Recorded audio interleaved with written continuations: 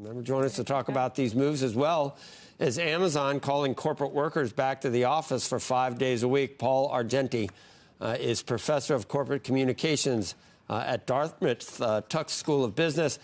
Before we talk about the individual, and Professor, it's good to see you. Before we talk about the individual instances we talked about, what's the big trend going to be? 5 days? Oh, is it ever possible we go to 4 days? I'm asking for a friend. I think so. I mean, I think that could happen. I can't imagine 5 days for everyone into the deep future. It just doesn't seem like that's possible anymore, especially the younger generations really value their time. And there seems to be, no loss in productivity. I don't understand some of the moves by companies like AT&T or Amazon to try to bring people back for 5 days. That seems like time gone by, really. It doesn't mean people aren't working. They're just working from home and trying to capture some time for themselves and work at their own pace, which is what most people want in life.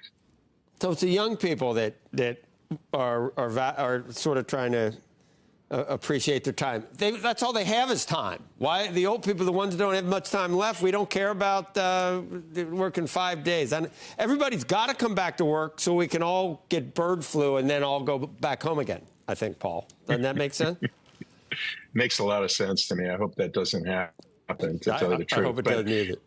I think, it's interesting because even during COVID, I mean, I went to work every day. I mean, we had access to our office, and I just feel comfortable in my office working on a regular basis. But I think younger people have figured out a way to balance work and their home life. And with young children around, it makes a lot of sense to give people that freedom.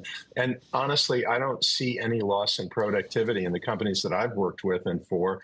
And they just ought to try to figure out a 3 or 4 day work week. And even 1 day at home seems to work for people very, very well. So nice that can't go back to 5. Yeah, I got grief last week for complaining about getting up at 3:30. I would love another. Just to sleep in is such a beautiful thing occasionally, Paul. So Ted Gorman, James Gorman leaves Morgan Stanley to become chairman at Disney just so he can help Disney find someone to replace Bob Iger.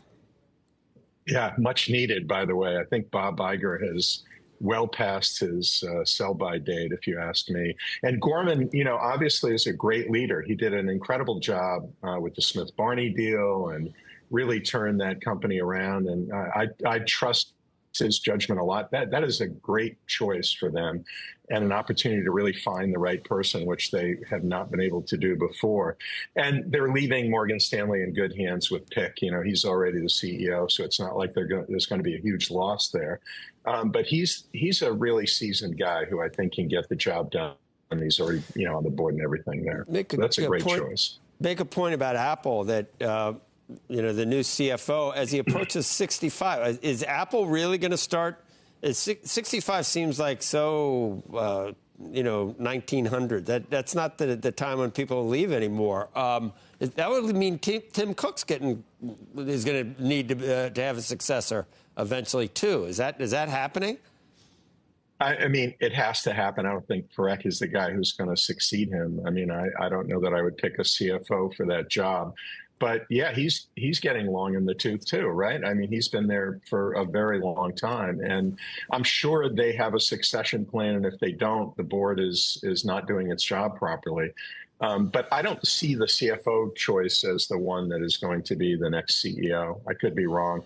I also, have for many years thought Apple has got to start a decline of some sort. But now you see, they have this whole thing in China going on, where they're having lower price points. They seem to be on a roll again globally. So at least from a CFO perspective, Parekh is a good choice, solid guy, did the financial planning.